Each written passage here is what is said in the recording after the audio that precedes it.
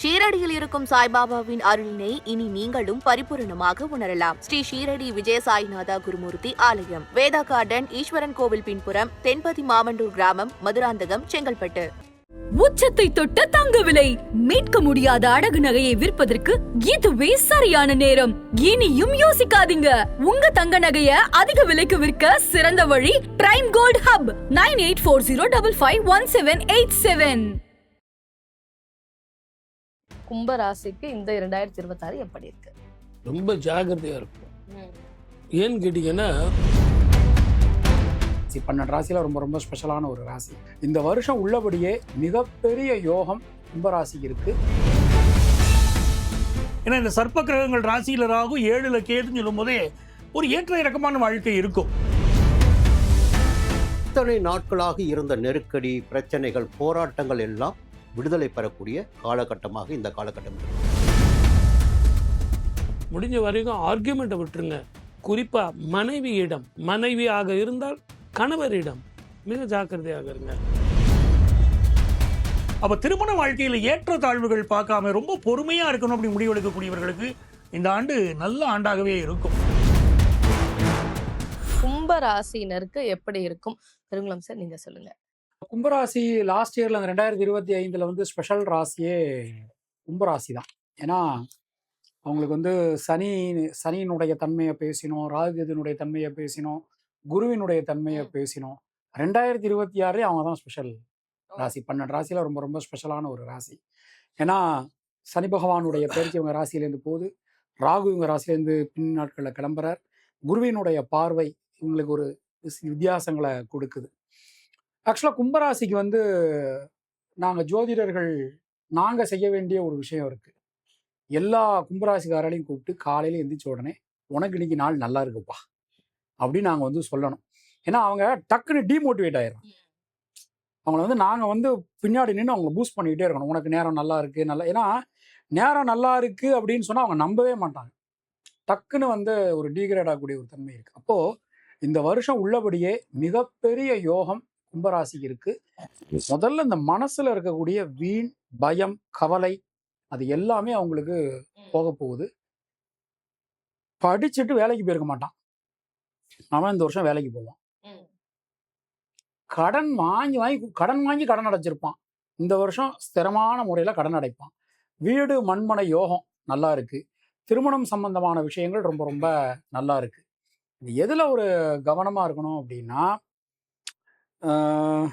இந்த மாதிரி நிறைய பணம் வருது, நம்ம வந்து வேற சில விஷயங்களை இன்வெஸ்ட் பண்ணி அதுலேருந்து நம்ம வந்து பணத்தை எடுக்கலாம் அப்படின்னு அவன் நினைச்சா மாட்டிப்பான். இப்போ இவங்க அதில் ரொம்ப கவனமாக இருக்கணும். அந்த மாதிரி நிறைய வாய்ப்புகள் இவங்களுக்கு கிடைக்கும். ஸோ இவங்க அதில் ரொம்ப ரொம்ப கவனமாக இருந்துக்கிறது ரொம்ப ரொம்ப நல்லது. பைரவர் வழிபாடு நிறைய பண்ணணும், பண்ணினா ரொம்ப ரொம்ப சிறப்பாக இருக்கும். Okay sir. Balakrishna IT sir, நீங்க சொல்லுங்க. இவங்களுக்கு, அதாவது கும்பராசிக்கு இந்த 2026 எப்படி இருக்கு? ரொம்ப ஜாகிரதையா இருக்கும். ஏன்னு கேட்டீங்கன்னா கும்பத்துக்கு குடும்பம் வாக்கு தனஸ்தானத்துல 2ஆம் இடத்துல போய் சனி இருக்கிறது எல்லாருக்கும் தெரியும். ஆனால் செவ்வாயோட இருக்க போறாரே, சனி செவ்வாய் சேரும் காலம் தலையில அடிபடுவதற்கான வாய்ப்புகள். அதுலயும் நவம்பர்ல தான் ராகு கேது மாற்றம். அது வரைக்கும் ஜென்மத்திலேயே இருக்காரே, தலையில அடிபடுவதற்கான வாய்ப்புகள் அதிகம். ஆகவே இரவு பயணத்தை தவிர்ப்பது ரொம்ப ரொம்ப நல்லது. பகல்ல யார் பலம், இரவுல யார் பலம், நீரில் யார் பலம், நெருப்பில் யார் பலம், இதெல்லாம் நம்ம பார்க்கணும். ஆகவே கும்பராசியை பொறுத்த வரைக்கும் பணம், பட்டம், பதவி இதெல்லாம் பிரச்சனை இருந்தா கூட ஆரோக்கியத்துல கவனமா இருக்கணுமே. ஆகவே தயவு செஞ்சு உங்க ஆபீஸ்லயும் சரி, தொழிலையும் சரி, முடிஞ்ச வரைக்கும் ஆர்கியூமெண்ட்டை விட்டுருங்க. குறிப்பா மனைவியிடம், மனைவியாக இருந்தால் கணவரிடம் மிக ஜாக்கிரதையாக இருங்க. சாப்பிட்டீங்களா அப்படின்னு கேள்வி கேட்கறத கூட அந்த டோன் மாற்றி கேட்குறீங்களே, சாப்பிட்டீங்களான்னு ஒரு மாதிரி கேட்குறீங்களே, அப்படிங்கிற மாதிரி பிரச்சனை வரும். முடிஞ்ச வரைக்கும் சாஃப்டாக போங்க, சாந்தமாக போங்க, நிதானமாக போங்க. இதெல்லாம் கரெக்டு சார், நீங்கள் ஏதாவது ஒரு பரிகாரம் சொல்லுங்கள், நாங்கள் தான் ஏற்கனவே பார்த்துட்டு இருக்கோமே, எங்களுக்கு ஒரு நிம்மதியை கொடுங்க சார். உடம்பு ஆரோக்கியமாகட்டும், பணம் பிரச்சனையாகட்டும், வீட்டில் பிரச்சனையாகட்டும், அதெல்லாம் நாங்கள் பார்த்துக்குறோம். மழை போல வர பிரச்சனைகள் பனி போல மாறுறதுக்கு என்ன வழி? வேற என்ன வழி?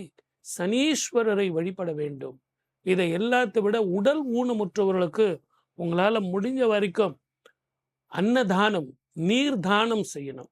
இது ரெண்டும் செய்யும்போது மலை போல வர்ற பிரச்சனைகள் பனி போல மாறும்.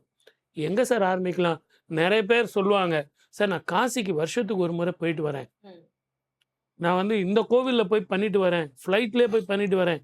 சார் முதல்ல தர்மத்தையும் தானத்தையும் உங்க வீட்டில் இருந்து ஆரம்பிங்க சார். எங்க வீட்டில் வேலை செய்கிறாங்க இல்லையா, எங்க ஆஃபீஸில் என் கூட வேலை செய்கிறவங்களே நான் எதுவும் தரமாட்டேன். ஆனால் நான் காசிக்கும் கயாவுக்கும் போயிட்டு லட்சமாக செலவு பண்ணிட்டு வருவேன். அதனால முதல்ல வீட்டில் இருந்து தானத்தை ஆரம்பிங்க, உங்கள் ஆஃபீஸில் இருந்து தானத்தை ஆரம்பிங்க. அது உங்களுக்கு மன நிம்மதியும் சந்தோஷத்தையும் கொடுக்கும். வாழ்க வளமுடன். All the best. சார் நீங்க சொல்லுங்க, இந்த 2026 கும்பராசிக்கு என்ன மாதிரியான பலன்கள் கொடுக்க போகுது? கும்பராசிக்காரங்க பல எதிர்பார்ப்புகளோடு இருக்கிறார்கள். இவங்களுக்கு வந்து 5ஆம் இடத்துல குரு பகவான். அந்த குரு பகவானுடைய சிந்தனை தான் இவங்க மனதில் நிறைய ஓடிக்கிட்டு இருக்கு. பொருளாதார ரீதியாக ஒரு கௌரவமான நிலை நமக்கு வருமா, கையில பணம் இருந்துச்சு இருக்கு, ஆனா பற்றாக்குறையாவே இருக்கு. வருமானம் வருது, வராம இல்லை, ஆனா போதுமான வருமானம் இல்லை. இப்படிங்கிற ஒரு சூழ்நிலை உங்களுக்கு இருந்துகிட்டு இருக்கு. நம்ம வீட்டில் வந்து கல்யாணம் பண்ணணும்னு நினைக்கிறோம், ஆனால் அதில் நமக்கு பொருளாதார வசதி கொஞ்சம் கம்மியாக இருக்கு, சரியான வரன் அமையிலேயே. இந்த மாதிரியான குழப்பங்கள்லாம் இவங்களுக்கு இருந்துகிட்டு இருக்கும். இப்போ இவங்களுக்கு இந்த குடும்ப ஸ்தானாதிபதி வந்து குரு, அதாவது தன லாபாதிபதி குரு. அந்த லாபாதிபதி குருவோட பார்த்துட்டு இருக்காரு. இப்போ அந்த குரு பகவானுடைய பாக்கிய ஸ்தானத்து பார்வை இவர்கள் மேல இருக்கு. அப்போ இவர்களுக்கு பொருளாதார ரீதியாக ஒண்ணுமே இல்லைன்னு நம்ம சொல்லிடக்கூடாது. பொருளாதார ரீதியாக இருக்கக்கூடிய தடைகளை நீக்குவதற்கு இந்த குரு பகவான் அவரை வழிபாடு செய்திருந்தாலும் இவருடைய பிரச்சனை நீங்கும். அதே மாதிரி குடும்பத்தில் வந்து திருமணம் சம்பந்தப்பட்ட சுப காரியங்கள்ல இவர்கள் செயல்களை கொஞ்சம் அதிகப்படுத்தணும். அதிகப்படுத்தினா அதில் சுபகாரியங்கள் கூடி வரும், அது சந்தேகம் இல்லை. ஆஃபீஸில் ஒர்க் பண்ணுறாங்க பாருங்களேன், அவங்களுக்குலாம் இப்போ நல்ல ப்ரமோஷன் வரும். ப்ரமோஷன் லிஸ்ட்டில் பேர் இல்லை அப்படின்னு நினைக்கிறவங்களுக்குலாம் லாபத்தில் இத்தனை கிரகங்கள் உட்கார்ந்துருச்சு. சூரிய பகவான் இருக்கார், செவ்வாய் பகவான் இருக்கார், நல்ல அரசு பதவி, அதிகார பதவி, அது கிடைக்கக்கூடிய யோகமும் இப்போ நல்லா இருக்கும். பிஸ்னஸ் ரீதியாக நல்ல லாபம் வரும். இந்த லாபம் வரும்போது ஈஸியாக கிடைச்சிருமானா அப்படி இல்லை, சில தடைகள் இருக்கும். தடைகளை தாண்டி பிறகு லாபம் வரும். செயற்கை முறை கருத்தரித்தல குழந்தை பிறக்கும். ரொம்ப நாளாக குழந்தை பாக்கியம் இல்லைன்னு சொல்றவங்களுக்கு செயற்கை முறை கருத்தரித்தல இந்த ஆண்டு குழந்தை பாக்கியம் உண்டாக போகுது. படிக்கிற ஸ்டூடெண்ட்ஸை பொறுத்த வரைக்கும் ஹையர் எஜுகேஷன் படிக்கிற வாய்ப்புகள் மிகச்சிறப்பாக கூடி வரும்.